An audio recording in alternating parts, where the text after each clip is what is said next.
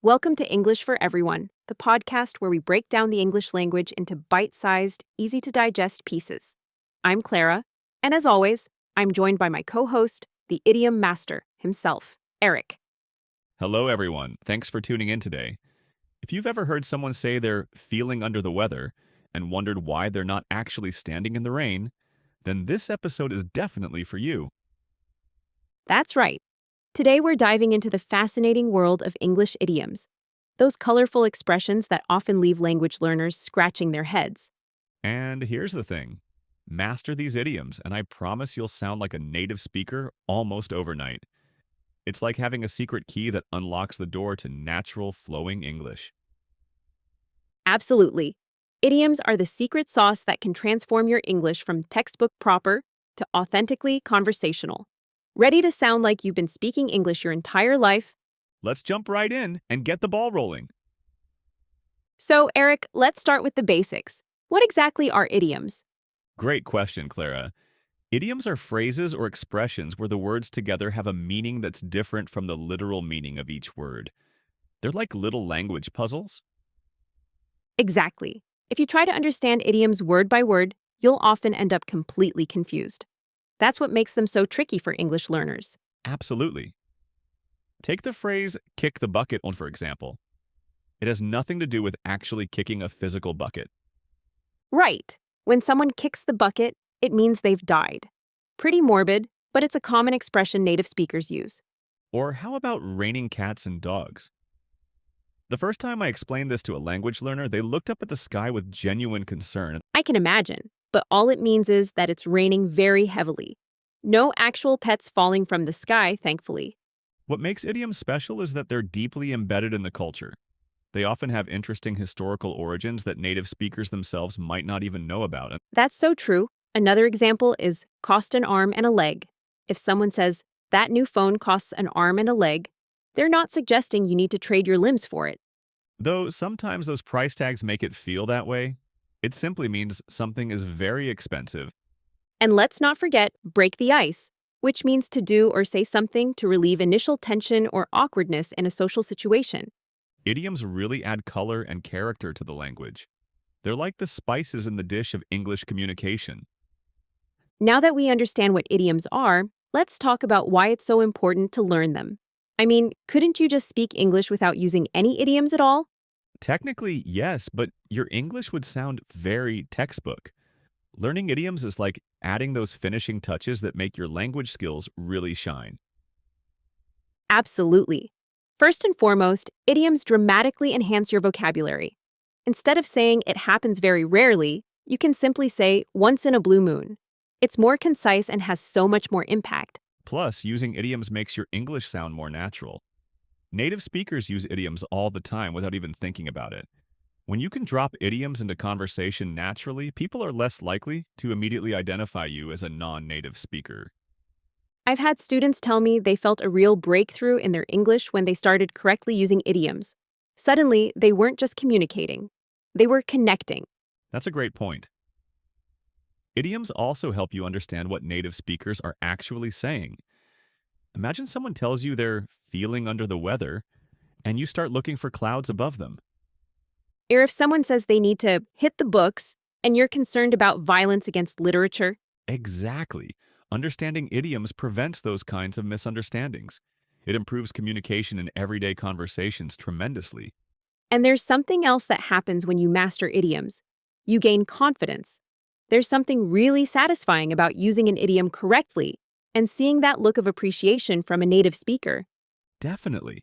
It signals that you've gone beyond basic language learning. You're not just speaking English, you're inhabiting it. That confidence comes through in how you express yourself. I think that's why so many of our advanced students focus on idioms. They're ready to take their English from good to great, and idioms are a perfect way to do that. Now, let's dive into some common idioms that you can start using right away in your everyday conversations. Absolutely, Clara. Let's start with one of my favorites, break a leg. Yes, this is one you might hear before a performance or presentation. When someone tells you to break a leg, they're actually wishing you good luck. Which seems counterintuitive, right? Why would wishing someone an injury be considered good luck? It's fascinating, actually. This idiom comes from theater superstition. Back in the day, actors believed it was bad luck to wish someone good luck directly before a performance. So instead, they'd say break a leg as a way to avoid jinxing the show. And it's still commonly used today. If you have a friend going for a job interview or giving a presentation, you can tell them to break a leg. Next up, we have once in a blue moon. I mentioned this one earlier. Right. This idiom refers to something that happens very rarely or almost never. For instance, I only eat fast food once in a blue moon. And there's actually an astronomical connection here. A blue moon is when there's a second full moon in a single calendar month, which only happens about every 2.5 years. So, quite literally, it is rare. Another powerful idiom is bite the bullet. I love this one. When you bite the bullet, you're facing a difficult or unpleasant situation with courage instead of avoiding it. For example, I was nervous about giving a presentation in English, but I bit the bullet and did it anyway. The origin of this one is quite grim. Before anesthesia was common in medicine, patients would literally bite on a bullet to cope with the pain during surgery. Wow, that puts things in perspective. Here's another useful one. Cost an arm and a leg. Yes, something that costs an arm and a leg is extremely expensive. Like, that designer bag costs an arm and a leg, but I bought it anyway. And one more that I find myself using all the time. Under the weather. Such a useful one. When you're feeling under the weather, you're feeling sick or unwell. I can't come to class today because I'm feeling under the weather. These idioms might seem small, but they add so much color and authenticity to your English. Now that we've learned some common idioms, let's talk about how to actually use them in everyday conversations. That's right. It's one thing to know what an idiom means, but it's another to use it naturally in your speech. Why don't we role play some scenarios to show our listeners how these idioms can fit into normal conversations? Great idea. Let's start with a coffee shop scenario. I'll be the customer, and you can be my friend. Sounds good. Hey, Clara, sorry I'm late. The traffic was absolutely terrible today. No worries, Eric. I only get to see you once in a blue moon anyway, so I'm just happy you made it. Thanks for understanding. So how's that big presentation coming along? To be honest, I've been putting it off, but I finally bit the bullet yesterday and worked on it for 5 hours straight. That's great. Break a leg on Thursday. I'm sure you'll nail it. See how natural that sounded? We incorporated 3 idioms there: once in a blue moon, bite the bullet, and break a leg. Let's try another scenario. This time at work. I'll start. Hey, Eric, did you hear about the company retreat? It costs an arm and a leg to attend. Really? That's too bad. I was hoping to go, but I'm feeling a bit under the weather this week anyway. Well, these things happen once in a blue moon, so maybe you should just bite the bullet and pay for it? You might be right. I'll sleep on it and let you know tomorrow. Did you catch that new idiom? Sleep on it means to think about something overnight before making a decision. The key is to not overdo it. Using too many idioms at once can sound unnatural. Just pepper them into your speech when they fit the situation. Exactly. Start with 1 or 2 idioms that you really like, and practice using them until they become second nature. Another tip is to pay attention to context. Some idioms are more casual, while others can be used in professional settings. Right? Break a leg, or under the weather, can work in most situations, but some idioms might be too casual for formal environments. The more you practice, the more natural it will become. Why not challenge yourself to use one new idiom every day? Now, let's talk about how you can continue expanding your idiom knowledge beyond what we've covered today. Absolutely. There are thousands of idioms in English, and learning them can be a lifelong journey. One of my favorite ways to pick up new idioms is through reading. English novels, magazines, and even newspapers are full of idiomatic expressions. That's a great point. When you come across an idiom while reading, try to understand it from the context first and then look it up if needed. Movies and TV shows are another goldmine for idioms. English language films, especially comedies and dramas, use idioms constantly. I'd recommend watching with subtitles in English. That way, when you hear an idiom, you can see how it's written too. What about online resources?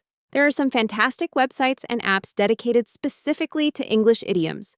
Definitely. Sites like the Free Dictionary have idiom sections, and there are apps like Idioms and Phrases that you can use on the go. Social media can be helpful too.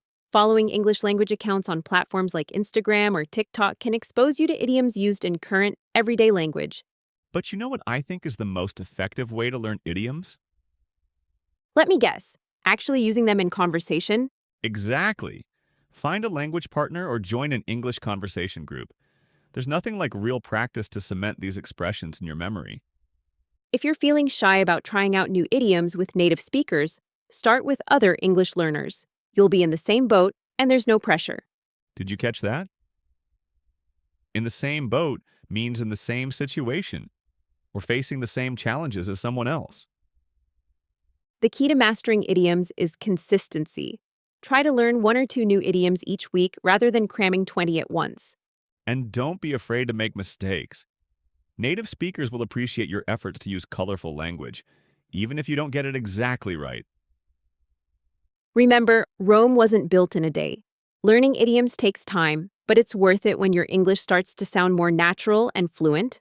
Well, that brings us to the end of today's episode all about English idioms. I hope you've enjoyed our deep dive into these colorful expressions.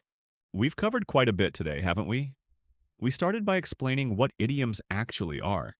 Those figurative phrases that don't make sense literally, but add so much flavor to the language. Then we talked about why learning idioms is worth your time. They make your English sound more natural, help you understand native speakers better, and boost your confidence in conversations. We shared some common idioms like break a leg, once in a blue moon, and bite the bullet that you can start using right away. And don't forget our examples of how to use these idioms in real conversations. That's where the rubber meets the road, actually putting them into practice. Speaking of practice, we just gave you tons of tips for expanding your idiom vocabulary through books, movies, apps, and conversation partners. Now it's your turn. We challenge you to use at least one new idiom this week in conversation. Take the plunge and see how it goes. And we'd love to hear how it went. Share your idiom experiences with us on our social media or leave a comment on our website. Stay tuned for next episode where we'll be tackling another tricky aspect of English. Phrasal verbs. Talk about opening a can of worms. If you enjoyed today's show, please hit that subscribe button and leave us a review. It helps us reach more English learners around the world. Until next time, this is Clara And Eric from English for Everyone, signing off. Keep calm and learn idioms.